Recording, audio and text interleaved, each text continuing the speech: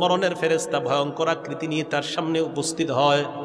উপস্থিত হওয়ার পর কয়, আইয়াতুহান নাফসুল খবিসা, হে খারাপ আত্মা তুই বের হ। আমারে আপনারে যেন এই কথা বইলা ফেরেশতা ডাক না দে।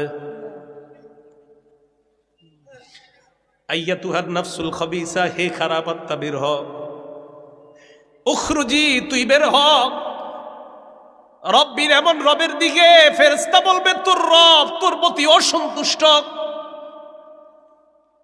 এই কথা বইলা যখন তার আত্মা বের করা হবে, হাদিসের মধ্যে আসছে একটা লোহা আপনি রুইয়ের মধ্যে ঢুকানোর পর ওই পশম গুলা রুইগুলা খোলা যতটা কষ্টকর, লোহাটা বের করে আনা যেইভাবে কষ্টকর, আরেক বর্ণনায় প্রত্যেকটা পশমের গোড়ায় গোড়ায় যদি কাঁটা দিয়ে আঘাত করা হয় এটা যেমন কষ্টকর, পাপাচারের আত্মাটা বের করার সময় তাকে এইভাবে কষ্ট দেওয়া হবে।